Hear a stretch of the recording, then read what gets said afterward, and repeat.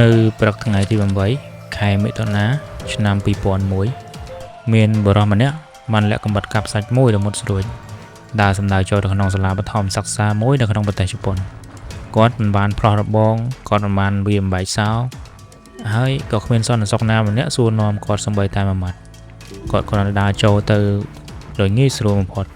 ដូចដើរចូលក្នុងផ្ទះខ្លួនឯងអញ្ចឹងរយៈពេលត្រឹមតែ10នាទីប៉ុណ្ណោះជីវិតក្មេងៗនៅបរិសុទ្ធ8នាក់ត្រូវបានគេឆក់យកទៅជារៀងរហូតតើ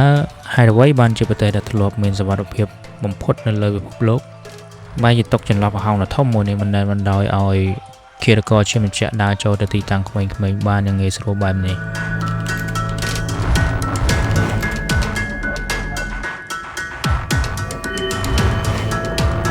សួស្តីអ្នកទាំងអស់គ្នាស្វាគមន៍មកកាន់ការតាមដានសំណុំរឿងក្តីរបស់យើងថ្ងៃនេះយើងនឹងទៅបើកកាយសំណុំរឿងក្តីមួយដែលធ្វើឲ្យរដ្ឋាភិបាលជប៉ុនភ្ញាក់ផ្អើលនិងផ្លាស់ប្ដូរច្បាប់ការពារកុមារទូទាំងប្រទេសភ្លាមៗនេះគឺជាសោតនេតកម្ម10នាទី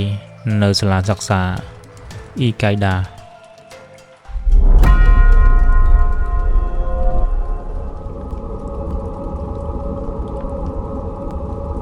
នៅឆ្នាំ2001ប្រទេសជប៉ុនត្រូវបានគេទទួលស្គាល់ទូទាំងពិភពលោកថាជាប្រទេសដែលមានសុវត្ថិភាពបំផុតមួយវាមិនមែនជារឿងចម្លែកតទៅសោះដែលយើងឃើញក្មេងតូចៗអាយុត្រឹមតែ6ទៅ7ឆ្នាំស្ពាយតាបដើរទៅសាលាឬជិះរថភ្លើងក្រោមដីតែម្នាក់ឯងឪពុកម្ដាយគ្រប់រូបនៅទីនោះមានទំនុកចិត្តយ៉ាងខ្លាំងទៅលើសន្តិសុខសង្គមរបស់ពួកគេដោយសារតែទំនុកចិត្តដ៏ខ្ពង់ខ្ពស់នេះហើយនៅពេលនោះសាលារៀនភាគច្រើននៅប្រទេសជប៉ុនបានអនុវត្តគោលការណ៍មួយដែលគេហៅថាសាលារៀនបើកចំហគោលបំណងរបស់ពួកគេគឺចង់ឲ្យសាលារៀនក្លាយជាផ្នែកមួយដ៏ជិតស្និទ្ធជាមួយនឹងសហគមន៍ជាកន្លែងដែលសិស្សគ្រូនិងអ្នកភូមិអាចប្រើប្រាស់ប្រស័យទាក់ទងគ្នាបានដោយងាយស្រួលដូច្នេះហើយសាលាជាច្រើនរួមទាំងសាលាបឋមសិក្សាអ៊ីកៃដាដែលស្ថិតនៅក្នុងខេត្តអូសាកាផងដែរគឺមិនមានរបងខ្ពស់ឬមានសន្តិសុខយាមច្រកទ្វារតឹងរឹងនោះទេច្រកទ្វារសាលាតែងតែបើកចំហចោលជានិច្ចដើម្បីស្វាគមន៍អ្នកគ្រប់គ្នាអ្នកណាក៏អាចដើរចូលបានដោយងាយស្រួលមើលពីសម្បកក្រៅវាជារូបភាពដ៏ស្រស់ស្អាតនៃសង្គមដែលពោរពេញទៅដោយការទុកចិត្តគ្នាប៉ុន្តែជាអកុសលគ្មាននរណាម្នាក់នឹកស្មានទេថាភាពបើកចំហដោយគ្មានប្រព័ន្ធការពារមួយនេះដែលជាចន្លោះប្រហោងដ៏ធំមួយវាបានផ្ដល់ឱកាសឲ្យអក្រិតជនម្នាក់ដែលមានប្រវត្តិពោរពេញទៅដោយហិង្សាអាចដើរចូលទៅដល់ក្នុងសាលារៀនថ្នាក់រៀនរបស់ក្មេងៗបានយ៉ាងងាយស្រួលបំផុតជនល្មើសនៅក្នុងសំណុំរឿងក្តីមួយនេះមានឈ្មោះថាម៉ាម៉ូរុតាគូម៉ាជាបុរសអាយុ37ឆ្នាំគាត់មិនមែនទៅតែប្រព្រឹត្តបទល្មើសជាលើកដំបូងនោះទេតាមការពិតទៅតាគូម៉ាមានប្រវត្តិប្រើអំពើហិង្សានិងប្រព្រឹត្តបទល្មើសជាច្រើនគាត់ធ្លាប់ជាអ្នកបើកឡានក្រុងប៉ុន្តែត្រូវបានគេបញ្ឈប់ពីការងារបន្ទាប់ពីគាត់បានប្រើអំពើហិង្សាវាយដំទៅលើអ្នកដំណើរក្រោយមកគាត់ក៏ធ្លាប់បានលួចដាក់ថ្នាំសម្ដំចូលទៅក្នុងទឹករបស់មិត្តភ័ក្តិរួមការងាររបស់គាត់ផងដែររាល់ពេលដែលគាត់ប្រព្រឹត្តបទល្មើសធ្ងន់ធ្ងរតាគូម៉ាតែងតែត្រូវបានគេធ្វើរោគវិនិច្ឆ័យថាមានបញ្ហាផ្លូវចិត្តនេះគឺជាចំណុចខ្សោយមួយដ៏ធំនៃប្រព័ន្ធច្បាប់និងសុខាភិបាលជប៉ុននៅពេលនោះជំនួសឲ្យការកាត់ទោសដាក់ពន្ធនាគារគាត់ត្រូវបានគេបញ្ជូនទៅសម្រាប់ព្យាបាលនៅមន្ទីរពេទ្យវិកលចរិតមួយរយៈពេលខ្លីរួចក៏ត្រូវបានគ្រូពេទ្យអនុញ្ញាតឲ្យចេញមកវិញដោយគិតថាគាត់បានជាសះស្បើយទៅហើយប្រព័ន្ធយុត្តិធម៌បានបរាជ័យទាំងស្រុងក្នុងការទប់ស្កាត់ជនល្មើសរូបនេះការដែលបណ្ដោយឲ្យបរិសុទ្ធដែលមានប្រវត្តិហិង្សាដ៏គ្រោះថ្នាក់ម្នាក់នេះនៅមានសិទ្ធិសេរីភាពដើរហើរពេញសង្គមគឺជាកំហុសមួយដ៏ធ្ងន់ធ្ងរបំផុតនៅព្រឹកថ្ងៃទី8ខែមិថុនាឆ្នាំ2001បានចាប់ផ្ដើមឡើងដូចជាថ្ងៃសុក្រធម្មតាមួយអញ្ចឹងនៅឯសាលាបឋមសិក្សាអ៊ីកៃដាសិស្សានុសិស្សតូចថ្នាក់ទី1និងថ្នាក់ទី2កំពុងតែអង្គុយក្នុងថ្នាក់រៀនរបស់ពួកគេយ៉ាងស្ងប់ស្ងាត់លោកគ្រូអ្នកគ្រូកំពុងតែរៀបចំមេរៀននិងបង្រៀនសិស្សជាធម្មតាគ្មាននរណាម្នាក់ដឹងតទៅសោះថាសន្តិភាពនៅក្នុងថ្នាក់រៀននេះចិត្តនឹងត្រូវបានគេបញ្ចប់នោះ នៅម៉ោងប្រមាណ10-15 នាទីពេលព្រឹកម៉ាមរុកតាគូម៉ាបានធ្វើដំណើរមកដល់ក្បែរបរិវេណសាលានៅក្នុងសម្លៀកបំពាក់ធម្មតាគេបានលាក់អាវុធមួយដែល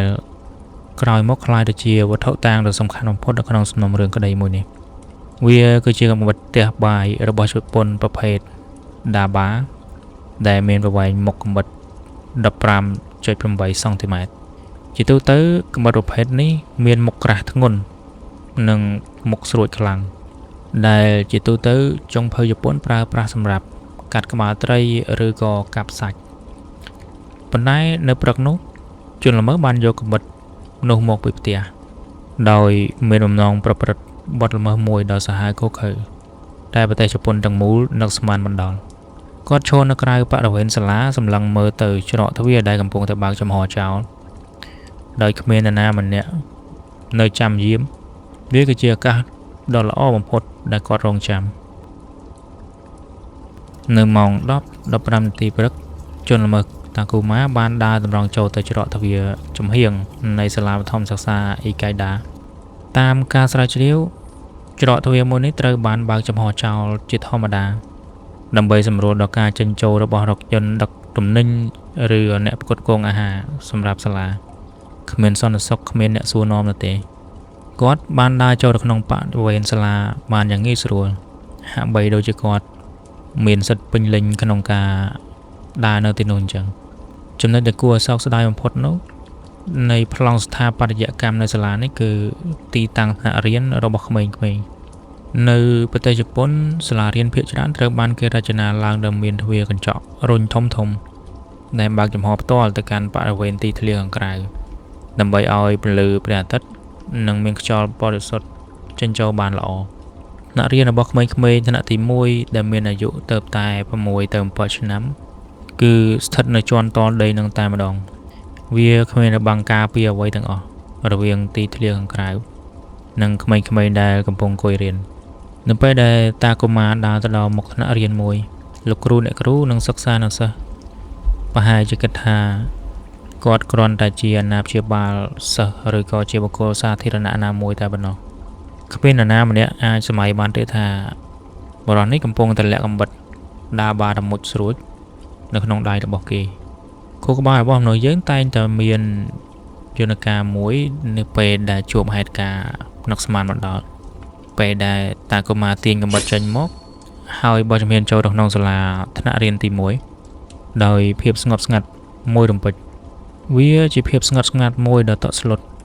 លោកគ្រូអ្នកគ្រូនិងក្មេងៗត្រូវការពេលប្រមាណវិនាទីដើម្បីបញ្ជូនសញ្ញាទៅ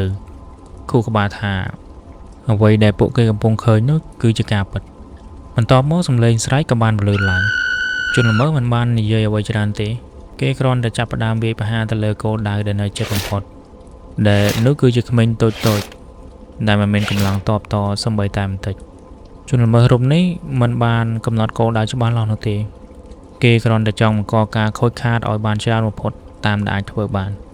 បន្ទាប់ពីវាយប្រហារនៅក្នុងថ្នាក់ទី1ជនល្មើសក៏បានបន្តរត់ចូលទៅក្នុងថ្នាក់ទី2ដែលនៅជាប់គ្នាចលនារបស់គេគឺលឿនមែនទែនភាពចលាចលក៏បានផ្ទុះឡើងពេញជាន់តនដីក្មេងៗខ្លះព្យាយាមរត់ចេញទៅក្រៅខ្លះទៀតភ័យរហូតដល់ធ្វើអ្វីមិនត្រូវពេលវេលាត្រឹមតែ10នាទីដ៏រន្ធត់បំផុតនៅក្នុងប្រវត្តិសាស្ត្រទំនើបរបស់ជប៉ុនបានចាប់ផ្ដើមរាប់ថយក្រោយខណៈពេលដែលជនល្មើសកំពុងតែបន្តសកម្មភាពលោកគ្រូអ្នកគ្រូដែលភាគច្រើនគ្មានអាវុធនៅក្នុងដៃត្រូវធ្វើការសម្រេចចិត្តដ៏លំបាកបំផុតនៅក្នុងជីវិតរបស់ពួកគេក្នុងពេលត្រឹមតែមួយប្រវេចភ្នែករយៈពេល10នាទីបើសិនបើយើងអង្គុយចុចទូរស័ព្ទឬក៏ធ្វើអ្វីផ្សេងវាហាក់ដូចជាលឿនណាស់ប៉ុន្តែសម្រាប់លោកគ្រូអ្នកគ្រូនិងសិស្សានុសិស្សនៅសាលាអេកៃដាពេលវេលា10នាទីនេះវាគឺជារយៈពេលមួយដ៏វែងនិងគួរឲ្យខ្លាចបំផុតនៅក្នុងជីវិតរបស់ពួកគេបន្ទាប់ពីថ្នាក់រៀនទី1ត្រូវបានគេវាយប្រហារសម្លេងស្រែកយំនិងភាពចលាចលបានបន្លឺឡើងនិងសាយភាយពាសពេញអាគារសិក្សាជាន់តដីនោះតែម្ដងជនល្មើសតាគូម៉ាមិនបានបញ្ចប់សកម្មភាពត្រឹមនឹងទេគេបានបន្តរត់សម្ដៅទៅកាន់ថ្នាក់រៀនទី2និងទី3 ដែលនៅកន្លែងនោះបន្តគ្នាក្នុងគោលបំណងបង្កការប៉ះទង្គិចឲ្យបានកាន់តែច្រើននៅក្នុងពេលនោះអ្វីដែលធ្វើឲ្យខ្ញុំកោតសរសើរបំផុតនោះគឺភាពក្លាហានរបស់លោកគ្រូអ្នកគ្រូនៅទីនោះយើងត្រូវចាំថាពួកគាត់មិនមែនជាកងកម្លាំងប្រដាប់អាវុធទេហើយពួកគាត់ក៏មិនដែលធ្លាប់ឆ្លងកាត់ការវឹកហាត់ប្រយុទ្ធប្រឆាំងទៅនឹងភេរវកម្មដែរនៅក្នុងដៃរបស់គាត់គឺមានតែដេសនិងសភៅតែប៉ុណ្ណោះប៉ុន្តែនៅពេលដែលដឹងថាសិស្សានុសិស្សរបស់ខ្លួនកំពុងតែជួបគ្រោះថ្នាក់ដល់ជីវិតលោកគ្រូអ្នកគ្រូមិនបានរត់គេចខ្លួនដើម្បីយកតែឯងនោះទេផ្ទុយទៅវិញពួកគាត់បានរត់សម្ដៅទៅកន្លែងដែលមានគ្រោះថ្នាក់ដើម្បីការពារក្មេងៗពួកគាត់បានស្រែកបញ្ជាយ៉ាងខ្លាំងថាឲ្យក្មេងៗរត់ចេញទៅទីឃ្លាខាងក្រៅឲ្យអស់ចំណែកគ្រូបរិសុទ្ធមួយចំនួនបានចាប់ទាញកៅអីនិងតុរៀនយកមកធ្វើជារបាំងការពារនិងគប់ទៅលើជនល្មើសដើម្បីពន្យាពេលនិងតាក់ទាញចំណាប់អារម្មណ៍ជនល្មើសឲ្យមករកខ្លួនឯងវិញដើម្បីទុកពេលឲ្យកូនសិស្សរបស់ពួកគាត់នឹងអាចរត់គេចខ្លួនបានជនល្មើសតាគូម៉ាបានវាយប្រហារតបតល់ទៅវិញយ៉ាងកម្រោលដែលបណ្ដោយឲ្យលោកគ្រូអ្នកគ្រូជាច្រើនរងរបួសធ្ងន់ធ្ងរបើទោះបីជាមានការមហោឈាមនិងការឈឺចាប់ក៏ដោយការតស៊ូរបស់ពួកគាត់មិនបានថយចុះឡើយទីបំផុតដោយសារតែមានការសហការគ្នាពីលោកគ្រូអ្នកគ្រូ2នាក់រួមជាមួយនឹងនាយកសាលាផងនោះពួកគេបានបន្ថយជីវិតលោតទៅសង្កត់ជនល្មើសសន្ធប់ទប់ទៅនឹងកម្រាលឥដ្ឋនៅក្នុងច្រកនៃសាលារៀននោះពួកគាត់បានសង្កត់តាគូម៉ាយ៉ាងតឹងរហូតដល់កាំបិតនោះធ្លាក់ចេញពីដៃហើយខាត់ខ្លួនជនល្មើសរូបនេះរហូតដល់តែបានមិនអាចកម្រើកបានការលះបង់ដោយមិនគិតពីជីវិតរបស់ពួកគាត់គឺពិតជាជួយសង្គ្រោះជីវិតក្មេងៗជាច្រើនទៀតពីសេចក្តីស្លាប់យ៉ាងពិតប្រាកដការវាយប្រហារត្រូវបានបញ្ចប់ត្រឹមតែ10នាទីប៉ុន្តែការខូចខាតដ៏សោកសៅបំផុតគឺត្រូវបានបង្កើតឡើងរួចទៅហើយសាលារៀនដែលធ្លាប់តែពោពេញទៅដោយស្នាមញញឹមពេលនោះក៏ប្រែក្លាយទៅជាទិដ្ឋភាពដែលគ្មាននរណាម្នាក់ចង់ឃើញបន្ទាប់ពីជនល្មើសត្រូវបានសង្កត់ជាប់ភាពស្ងប់ស្ងាត់មួយដ៏គួរខ្លាចបានចូលមកគ្របដណ្ដប់បរិវេណសាលាប៉ុន្តែភាពស្ងប់ស្ងាត់នោះមានរយៈពេលមិនយូរទេសំឡេងស៊ីរ៉ែនរថយន្តសង្គ្រោះបន្ទាន់និងរថយន្តប៉ូលីសរាប់សិបគ្រឿងបានបន្លឺឡើងយ៉ាងរំពងបំបែកភាពស្ងប់ស្ងាត់នៅទីក្រុងអូសាកាប៉ូលីសបានមកដល់ទីតាំងកើតហេតុយ៉ាងលឿនហើយ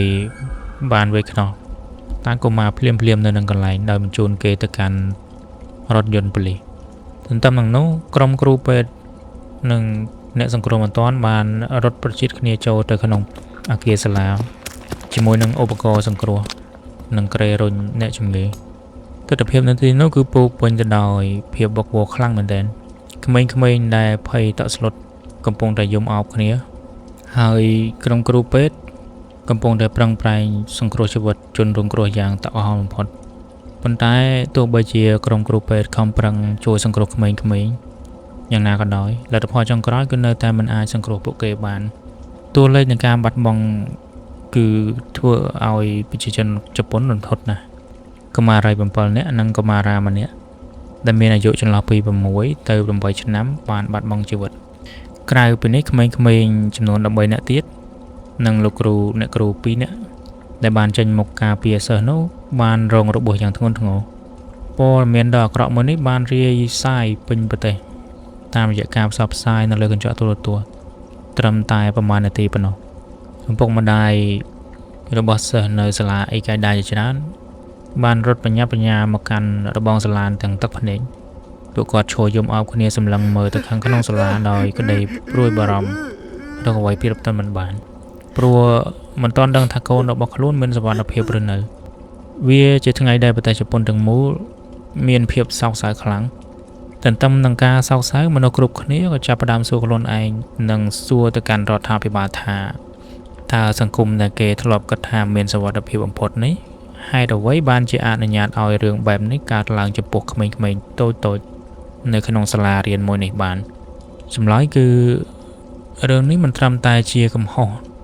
និងជាចន្លោះប្រហោងនៃប្រព័ន្ធច្បាប់ដែលដោះលែងជនល្មើសនោះទេប៉ុន្តែវាគឺជាកំហុសមួយនៃការរចនាសាលារៀនផ្ទាល់តែម្ដងដែលផ្ដល់ឱកាសឲ្យជនល្មើសធ្វើសកម្មភាពបាន មកដល់ចំណុចនេះខ្ញុំចង់ឲ្យអ្នកទាំងអស់គ្នាផ្អាកការតាមដានមកផ្លេតហើយក៏លេចមើលទៅកាន់ចំណុចមួយដែលជាចំណុចស្នូលសំខាន់បំផុតតើហេតុអ្វីបានជាជនល្មើសដែលកាន់អាវុធដ៏គ្រោះថ្នាក់នៅក្នុងដៃអាចដើរចូលទៅក្នុងសាលារៀនរបស់ក្មេងៗតូចៗបានយ៉ាងងាយស្រួលម្ល៉េះកាលពីមុនមានទ្រឹស្ដីមួយដែលបានបញ្យល់យ៉ាងច្បាស់ថាបរិយាកាសនិងការរចនាប្លង់អគារជុំវិញខ្លួនយើងមានឥទ្ធិពលយ៉ាងសំខាន់ទៅលើឱកាសនៃការកើតឡើងនៃបទល្មើសជនល្មើសភាគច្រើនតែងតែវាយតម្លៃពីបរិស្ថានជុំវិញខ្លួនមុននឹងសម្រេចចិត្តធ្វើសកម្មភាព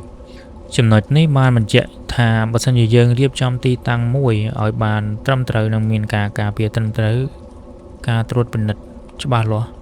ជនល្មើសនឹងបោះបង់បំណងក្នុងការប្រព្រឹត្តបទល្មើសឬយ៉ាងហោចណាស់ក៏ជួបការលំបាកនឹងត្រូវចំណាយពេលយូរជាងមុនដែរឥឡូវយើងត្រឡប់មកកាន់សាលារៀនអ៊ីកៃដាវិញដោយដែលខ្ញុំរៀបរាប់តាំងពីដើមមកអញ្ចឹងប្រទេសជប៉ុនគឺជាប្រទេសមួយដែលមានសុវត្ថិភាពហើយនិយមមានគោលការណ៍សាលារៀនបើកចំហគ្មានរបងគ្មានសន្តិសុខយាមកាមច្រកទ្វារបើកចំហហើយអ្នករៀនមានត្រឹមទ្វារកញ្ចក់ដែលអាចរុញបានចេញចូលយ៉ាងសេរីការធ្វើបែបនេះក៏ជាចំណុចល្អមួយដែរប៉ុន្តែបើសិនជាមាននរណាម្នាក់ចង់ប៉ុនប៉ងធ្វើអំពើអាក្រក់គឺជាចំណុចមួយដែលងាយស្រួលបំផុតឥឡូវយើងត្រឡប់មកកាន់សាច់រឿងរបស់យើងវិញភ្លាមបន្ទាប់ពីការចាប់ខ្លួនរបស់តាគូម៉ាគេក៏ត្រូវបានបញ្ជូនទៅកាន់បន្ទប់សួរចម្លើយជាទូទៅជនល្មើសតែងតែមានភាពភ័យខ្លាចស្លន់ស្លោរយំទាមទារមេធាវីមែនអត់ប៉ុន្តែសម្រាប់តាគូម៉ាអ្វីដែលមន្ត្រីប៉ូលីសបានឃើញគឺជារឿងមួយដែលធ្វើឲ្យពួកគេហួសចិត្តជាទីបំផុតនៅក្នុងបន្ទប់សួរចម្លើយ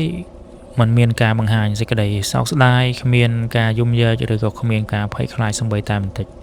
ជនល្មើសមានទឹកមុខស្ងប់ស្ងាត់ហើយបានឆ្លើយតបទៅនឹងសំណួរប៉ូលីសយ៉ាងត្រជាក់បំផុតគេថែមទាំងបានរៀបរាប់ពីសកម្មភាពដែលខ្លួនប្រព្រឹត្តហាក់បីដូចជារឿងធម្មតាមួយអញ្ចឹងនៅពេលដែលប៉ូលីសបានសួរអំពីមូលហេតុដែលជំរុញឲ្យគេជ្រើសរើសយកសាលាបឋមសិក្សាអីកៅដាធ្វើជាគោលដៅចម្លើយរបស់គេពិតជាបានបង្ហាញពីគំនិតដ៏ខ្មៅងងឹតគេបាននឹងថាសាលាអីកៅដាគឺជាសាលាដែលមានកេរ្តិ៍ឈ្មោះល្បីល្បាញហើយក្មេងៗភាគច្រើនដែលរៀននៅទីនោះគឺមកពីគ្រួសារអ្នកដែលមានជីវភាពធូរធារឬក៏អ្នកមានមុខមាត់នៅក្នុងសង្គមតាកូម៉ាបានប្រាប់ប៉ូលីសយ៉ាងត្រង់ថាគេមានសេចក្តីស្អប់ខ្ពើមយ៉ាងខ្លាំងចំពោះមនុស្សដែលមានជីវិតជោគជ័យគេមានអារម្មណ៍ថាជីវិតរបស់គេបរាជ័យទាំងស្រុងហើយគេចង់បំផ្លាញសេចក្តីសង្ឃឹមនិងសុភមង្គលរបស់គ្រួសារអ្នកមានទាំងនោះតាកូម៉ាបានសារភាពថាគេធុញទ្រាន់នឹងការរស់នៅណាស់ទៅហើយប៉ុន្តែគេកំសាកនឹងមិនហ៊ានសម្លាប់ខ្លួនឯងនោះទេដូច្នេះគេក៏សម្រេចចិត្តទៅប្រព្រឹត្តបទល្មើសមួយដែលធ្ងន់ធ្ងរបំផុតនិងឃោរឃៅបំផុតដើម្បីបង្ខំឲ្យរដ្ឋាភិបាលជប៉ុនដាក់ទោសប្រហារជីវិតរូបគេតែម្ដងតាកូម៉ាបានចាត់ទុកជីវិតក្មេងៗនៅបរិសុទ្ធទាំងនោះត្រឹមតែជាឧបករណ៍សម្រាប់សម្រេចគោលបំណងប្រាថ្នាដ៏អាត្មានិយមរបស់គេតែប៉ុណ្ណោះបន្ទាប់ពីចម្លើយសារភាពនេះត្រូវបានផ្សព្វផ្សាយជាសាធារណៈប្រជាជនជប៉ុនទាំងមូលមានការខឹងសម្បារនិងស្អប់តាកូម៉ារអ្វីប្រៀបទៅមិនបានប៉ុន្តែ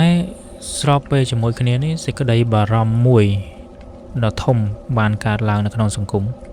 អ្នកទាំងអស់គ្នានៅចាំពីប្រវត្តិជនល្មើសរូបនេះបានអត់តាំងពីដើមរឿងកាលពីអតីតកាលជននេះតែងតែរួចខ្លួនពីការជាប់ពន្ធនាគារដោយសារតែមានការអះអាងថាមានជំងឺវិកលចរិត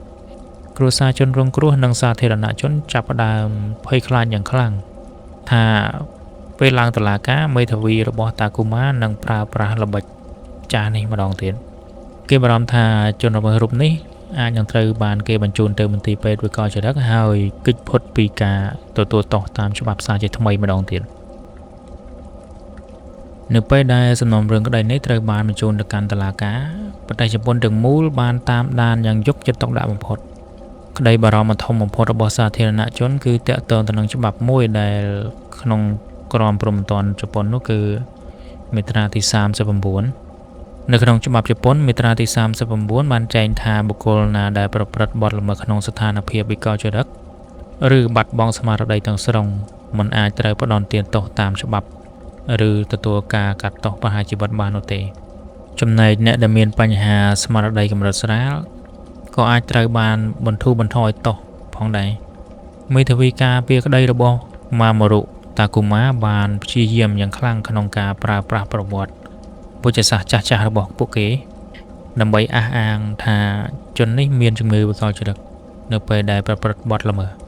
ប្រសិនបើតុលាការយល់ព្រមតាមការអះអាងនេះ